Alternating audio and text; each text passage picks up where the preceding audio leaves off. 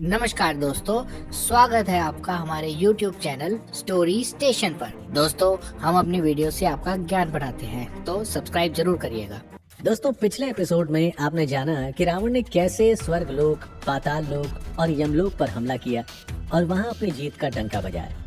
अब तक रावण तीनों लोक जीत चुका था। सालों बाद लंका लौटा था, लेकिन एक बात तो तय थी कि वो चैन से बैठने वाला नहीं था। तो अब रावण की कहानी का कौन सा पार्ट शुरू होने वाला था, आइए सुनते हैं।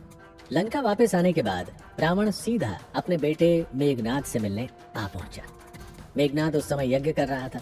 रावण ने अपने 20 हाथों को फैलाकर अपने बेटे को गले लगाया और पूछा, तो ये क्या कर रहा है? तब राक्षसों के पंडित शुक्राचार्य ने रावण से कहा, तुम्हारे बेटे ने अभी अभी 7 बड़े यज्ञ पूरे किए, जिनमें अग्निष्टोम, अश्वमेघ, बहुसुवर्णक, राजसूय, गोमेध और वैष्णव यज्ञ तो कब के पूरे हो चुके हैं। इसके बाद महेश्वर यज्ञ शुरू होते ही साक्षात महादेव से तुम्हारे बेटे को कई वरदान मिले, जिनमें से एक ऐसा दिव्य रथ मिला है जो इसकी इच्छा से ही चलेगा। इसके अलावा तापसी नाम की माया मिली है, जिसके असर से चारों ओर अंधेरा छा जाता है। जिसके पास ये माया रहती है, उसकी रफ्तार का पता ना तो देवता लगा सकते हैं, ना ही राक्षस। इसके अलावा तुम्हारे बेटे को 2 ऐसे तरकस मिले हैं जिनमें कभी बाण खत्म नहीं होते। दुश्मनों को धूल चटाने वाला धनुष और बलशाली शस्त्र भी मिला है। आज ही यज्ञ पूरा होने पर इसे ये सब कुछ मिला है। हम दोनों ये खुशी बांटने के लिए आज ही आपसे मिलना चाहते थे और आप खुद ही आ गए। ये सब सुनकर रावण बोला, ये काम अच्छा नहीं हुआ, क्योंकि इसमें तो तुमने तरह तरह से मेरे दुश्मन देवताओं की पूजा की होगी। अब जो कर लिया वो कर लिया, सब ठीक है, क्योंकि एक बात तो तय है कि इससे तुम्हें पुण्य जरूर मिला होगा। ये कहकर रावण मेघनाद और विभीषण के साथ अपने महल आया। वहां उसने उन रोती हुई महिलाओं को विमान से उतार दिया। पराई स्त्रियों की ओर रावण का लगाव देखकर विभीषण बोले, राजन, आपका ये व्यवहार आपके यश, धन और वंश को खत्म कर देगा। हे राजन, जिस तरह आपने इनके भाई बंधुओं को मार पीट कर इन्हें हासिल किया है, ठीक उसी तरह मधु नाम का दैत्य आपके लंकापुरी में न होने का फायदा उठाकर आपकी बहन कुंभनसी को उठा कर ले गया। रावण ने पूछा, जब मधु हमारी बहन को ले जा रहा था तब तुम सब क्या कर रहे थे? विभीषण ने जवाब दिया, आपका बड़ा बेटा यज्ञ में लगा था, मैं जल में था, भाई कुंभकर्ण गहरी नींद में सो रहे थे। इसी समय महाबली मधु ने हमला किया और यहाँ के प्रधान राक्षस मंत्रियों को मारकर कुंभनसी को उठा कर ले गए। हमारी बहन घर के अंदर सुरक्षित थी, लेकिन आप अपनी गंदी बुद्धि की वजह से पापी हो गए। दूसरों की बहन बेटियों को उठाने का जो पाप आपने किया है, उसका फल आपको इसी जन्म में मिल गया। विभीषण की बातें सुनकर रावण गुस्से से खौल उठा। उसकी आंखों से आग बरसने लगी। उसने तेज आवाज में कहा, मेरा रथ तैयार किया जाए। लंका के सभी शूरवीर राक्षस लड़ाई के लिए तैयार हो जाएं। भाई कुंभकर्ण और जितने भी खास शक्तियों वाले राक्षस हैं, सब अपने रथों पर सवार हो।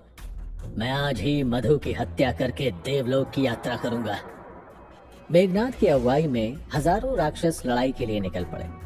रावण का रथ बीच में था और कुंभकर्ण का रथ पीछे पीछे चला आ रहा था। विभीषण अपने धर्म के काम में लगे हुए लंका में ही रहे। सभी ललकारते हुए दैत्य मधु के नगर की ओर चल दिए।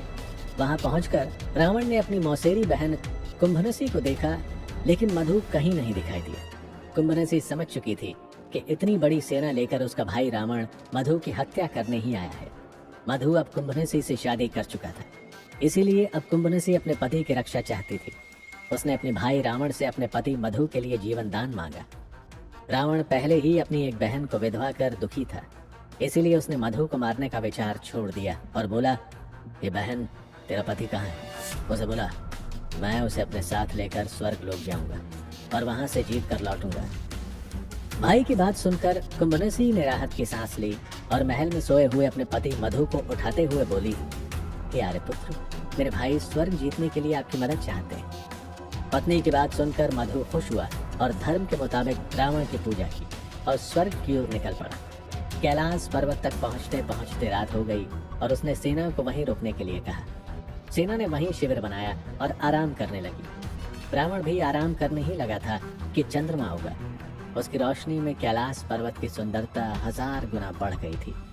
वहीं से कुबेर के महल से गाती हुई अप्सराओं की मीठी आवाज ने रावण को बेचैन कर दिया। सुंदर फूलों के बीच ठंडी हवा और संगीत की तान सब मिलकर रावण की वासना को जगा रहे थे। इसी समय अप्सराओं में सबसे सुंदर रंभा वहां से गुजरी। सुंदर पहनावा और गहनों से सजी रंभा से चंदन की खुशबू आ रही थी। तरह तरह के फूलों से सजकर वो किसी उत्सव में जा रही थी। वो लक्ष्मी के जैसे चमक रही थी। उस समय रावण की इंद्रियां उसके वश में नहीं थी। उसने रंभा का हाथ पकड़ लिया। रंभा डर और शर्म से सहम गई। उस पर रावण मुस्कुराते हुए बोला, हे देवी, तुम कहाँ जा रही हो? तुम्हारी इच्छा क्या है? किसके भाग्य का सितारा उगा है जो तुम्हें पाएगा? तुम इस सुंदर पत्थर पर बैठकर आराम करो हे सुंदरी। इस संसार में मुझसे बढ़कर कोई नहीं है। इंद्र, विष्णु, अश्विनी कुमार, कोई भी मेरे सामने खड़े होने की हिम्मत नहीं करता। इसीलिए मुझे छोड़कर किसी और के पास जाना सही नहीं है। देख, मैं तीनों लोगों का विधाता रावण हूँ और तुझसे हाथ जोड़कर विनती करता हूँ। इसीलिए हे सुंदरी, मेरी बात मान ले। रावण की ऐसी बातें सुनकर रंभा डर से कांप उठी। उसने हाथ जोड़कर कहा, हे राक्षस राज, आप मुझ पर कृपा करें। आपको मुझसे ऐसी बात नहीं करनी चाहिए, क्योंकि आप मेरे लिए महान हैं, मेरे लिए गुरु और पिता के जैसे। अगर कोई दूसरा मुझसे ऐसी बात करे तो आपको उससे मेरी रक्षा करनी चाहिए। आप तो खुद ही मुझसे ऐसी बात कर रहे हैं। ये ठीक नहीं है। मैं धर्म से आपकी बहू हूँ। मैं आपसे एकदम सही बोल रही हूँ। इस समय मैं आपके बड़े भाई कुबेर के बेटे नलकूबर की सेवा में जा रही हूँ। मुझे इस काम से ना रोके। कृपा करके मुझे छोड़ दे। ये सुनकर रावण बोला, हे रंभे, तुम अपने आप को मेरी बहू क्यों बताती हो? ये विचार तो उस स्त्री के लिए है जो किसी एक की पत्नी हो। तुम्हारे स्वर्ग की तो बात ही कुछ और है। अप्सराओं का कोई पति नहीं होता। ऐसा कहकर रावण ने जबरन रंभा को उस सुंदर पत्थर पर बैठा लिया और अपनी काम इच्छा पूरी करके उसे छोड़ दिया। रावण से छूटते ही रंभा भागती हुई नलकूबर के पास पहुंची और हाथ जोड़कर उसके पैरों में गिर गई। वो थर थर कांप रही थी। उसे इस हालत में देखकर नलकूबर ने पूछा, हे रंभे, क्या बात है? तुम इस तरह रोती हुई मेरे पैरों में क्यों गिरी हो? तब रंभा ने रावण की सब करतूत बताई। नलकूबर ने ध्यान लगाकर वो सब देख लिया था जो रावण ने रंभा के साथ किया था। इससे नलकूबर गुस्से से बौखला गया और उसी समय हाथ में जल लेकर रावण को भयंकर श्राप दे दिया। स्त्री की इच्छा न होने पर अगर उसके साथ किसी भी तरह की जबरदस्ती या अत्याचार करेगा तो उसी पल रावण के सिर के 7 टुकड़े हो जाएंगे। नलकूबर का यह श्राप सुनने के बाद रावण ने पराई औरतों के साथ जबरदस्ती करना छोड़ दिया। रावण की कहानी का ये हिस्सा बताता है कि रावण ने दूसरों की बहन, बेटी और बहुओं की इज्जत से खिलवाड़ भी किया। संसार में इससे बड़ा पाप दूसरा कुछ नहीं। रावण का ये चरित्र आपको सिखाता है कि आप दूसरों के घर की इज्जत को भी अपने घर की तरह संभालें। किसी भी महिला के साथ उसकी मर्जी के बिना कोई रिश्ता न रखें। मगर बात यहाँ खत्म नहीं होती। अभी और भी बहुत कुछ है जो आपको जानना बाकी है।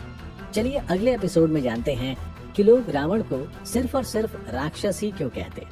अगला एपिसोड सुनने के लिए चैनल को करें सब्सक्राइब, लाइक, शेयर और कमेंट करके जरूर बताएं आपको ये सीरीज कैसी। धन्यवाद दोस्तों।